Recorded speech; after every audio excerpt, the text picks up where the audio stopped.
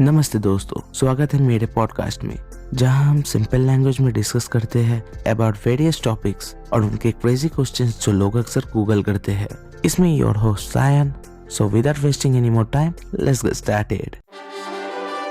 नमस्ते दोस्तों, आज हम बहुत एक सिंपल टॉपिक के ऊपर कवर करेंगे जो कि हमारे सोलर सिस्टम की 8 प्लैनेट्स के ऊपर है with clear signs type explanation. हम आज इस पॉडकास्ट में ये समझने वाले हैं कि इन 8 प्लैनेट्स का बेसिक ऑर्डर क्या है, उनके साइज, डिस्टेंस और उनके थोड़े बहुत कैरेक्टर्स के बारे में जानेंगे। इसी के साथ साथ क्यों प्लूटो को हमारे सोलर सिस्टम पे क्यों काउंट नहीं किया जाता है। सो without wasting any more time, let's get started.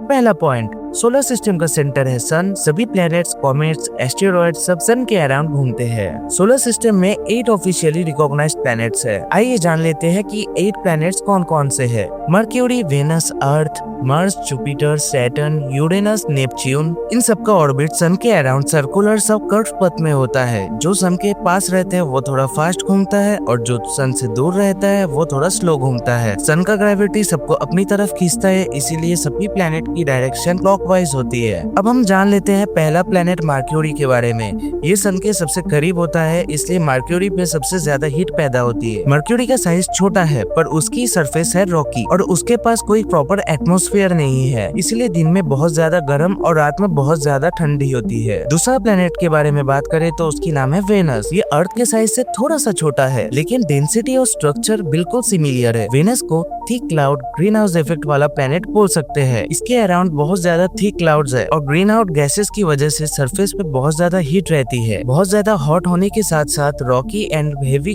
गैसी planet भी है। अब बात कर लेते हैं हमारी प्लैनेट के बारे में जो कि है अर्थ, जहाँ पर हम सब रहते हैं। अर्थ का डिस्टेंस सन से ऐसा बैलेंस है कि ना ही बहुत ज्यादा गर्म और ना ही बहुत ज्यादा ठंडा, इसीलिए लिक्विड वाटर सरफेस पर होती है। अर्थ के पास एक सॉलिड रॉकी सरफेस है, उसका एटमॉस्फेयर गैसियस और ये सबसे ज्यादा सुइटेबल प्लैनेट है लाइफ के लिए, क्योंकि वाटर, टेम्परेचर और एयर का कॉम्बिनेशन बिल्कुल परफेक्टली बैलेंस्ड है। चौथा प्लैनेट के बारे में बात कर लेते हैं। चौथा प्लैनेट है मार्स। इसका कलर रेड सा दिखता है, इसीलिए इसको रेड प्लैनेट कहा जाता है। मार्स का साइज छोटा है पर मोस्टली रॉकी और एटमॉस्फेयर बहुत थीन है। इसके पास्ट में साइंटिस्ट को लगता है वहाँ प्लैनेट की पानी का सिस्टम हो सकता था, लेकिन आज का मार्स ड्राई, कोल्ड और ठंडा बैरन सा दिखता है। नासा, इसरो और दूसरे स्पेस एजेंसीज फ्यूचर मिशंस के सोच रहे हैं, लेकिन अभी तक लाइफ का कोई ऑफिशियली प्रूफ नहीं मिला। अगर आपको मार्स के बारे में और ज्यादा इन्फॉर्मेशन चाहिए तो सायन कर्मा का टॉक्स के फर्स्ट सीजन के 2nd एपिसोड को सुनिए, जहां हम मार्स के बारे में ब्रीफली डिस्कशन किए हैं और उसकी टॉपिक का नेम है लाइफ ऑन मार्स। अब आते हैं अगले 2 प्लैनेट्स के बारे में जो कि गैसियस जायंट्स है। पांचवा प्लैनेट का नाम है जुपिटर। ये सबसे बड़ा प्लैनेट है, लेकिन डेंसिटी ज्यादा नहीं है क्योंकि ज्यादातर हाइड्रोजन और हीलियम का मिक्सचर है। जुपिटर के पास बहुत सारे मून्स है, लाइक 40-50 के आसपास एकदम कंफर्म्ड है और इसका ग्रेविटी बहुत स्ट्रॉन्ग है। इसीलिए बहुत सारे कॉमेट्स, एस्टेरॉइड्स जो जुपिटर अपनी तरफ खींचकर सोलर सिस्टम को प्रोटेक्ट करते हैं। 6th प्लैनेट का नाम है सैटर्न। इसका साइज जुपिटर से थोड़ा सा छोटा है, लेकिन इसका ग्रेविटी और स्ट्रक्चर बिल्कुल सिमिलर है। सैटर्न के पास फेमस रिंग है जो actually ice particles, Rocky pieces और डस्ट का स्मॉल चंक्स होते हैं। ये रिंग्स बहुत वाइड पर थिन होते हैं और सन का लाइट आने पर उस पे रिफ्लेक्शन होती है, तभी वो स्पार्कलिंग इफेक्ट जैसे दिखता है। अगली 2 प्लैनेट आइस जायंट्स है, मतलब heavy duty gas plus ice mixture. 7th planet का नाम है यूरेनस। इसका साइज बिल्कुल अर्थ जितना है, लेकिन अर्थ से काफी लाइटर डेंसिटी है।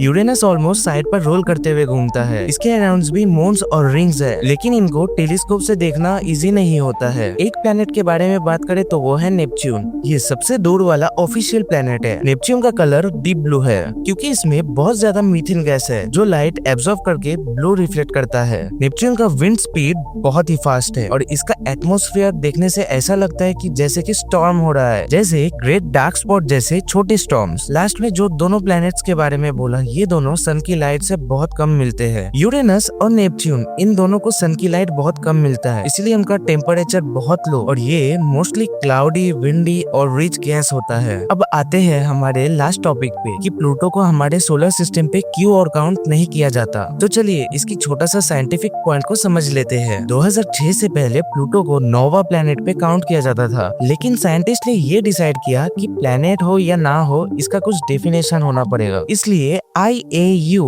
यानी इंटरनेशनल एस्ट्रोनॉमिकल यूनियन ने 3 कंडीशन रखे। पहला पॉइंट, ऑब्जेक्ट को सन के ऑर्बिट में होना ही चाहिए। दूसरा पॉइंट, ऑब्जेक्ट का काफी ग्रेविटी होना चाहिए जिससे कि उसको राउंड शेप मिल सके। तीसरा पॉइंट, ऑब्जेक्ट अपने ऑर्बिट के आसपास के स्पेस को क्लियर करेगा, मतलब आसपास के छोटे बॉडीज को आइदर वो एब्जॉर्ब कर ले और नहीं तो इन्फ्लुएंस करके अपने ऑर्बिट से दूर भेज दे। अब ये 3 कंडीशंस में से प्लूटो पहले के 2 कंडीशंस को पूरा करता है, यानी सन के अराउंड भी घूमता है और इसका शेप ऑलमोस्ट राउंड है। लेकिन जो तीसरा कंडीशन है उसको प्लूटो पूरा नहीं करता। प्लूटो के अपने ऑर्बिट के आसपास बहुत सारे छोटे ऑब्जेक्ट्स हैं, जैसे कुपिटर बेल्ट के रॉक्स और आइस पीसेस, पर प्लूटो वहाँ के सारे छोटे ऑब्जेक्ट्स को कंट्रोल नहीं कर सकता। इसी वजह से साइंटिस्ट ने प्लूटो को प्लेनेट की कैटेगरी से हटाकर एक नया कैटेगरी बनाई, ड्वार्फ प्लेनेट, छोटा राउंड ऑब्जेक्ट जो सन के ऑर्बिट में घूमता है लेकिन अपने ऑर्बिट के आने वाले ऑब्स्टेकल्स को क्लियर नहीं कर सकता। इसी वजह से आज फॉर्मल सोलर सिस्टम में ऑफिशियली 8 प्लैनेट्स माने जाते हैं और प्लूटो को एक ड्वार्फ प्लैनेट के रूप में काउंट होता है, न कि नॉर्मल 9 प्लैनेट्स। अगर आपको ऐसी स्पेस एपिसोड्स पसंद आए then please do like, share, follow, और आप यूट्यूब पे देख रहे हो तो सब्सक्राइब करना मत भूलिए। It's me your host Sayan. मिलते हैं अगले एक नए एपिसोड में एक नए टॉपिक के साथ। टिल देन कीप थिंकिंग, पूरे यूनिवर्स में अगर अर्थ के जैसे और भी प्लैनेट्स है तो वो आपस में कम्युनिकेट कैसे कर सकते और उनको एक प्लैनेट से दूसरे प्लैनेट में पहुंचने में कितनी टाइम लग सकती है। धन्यवाद।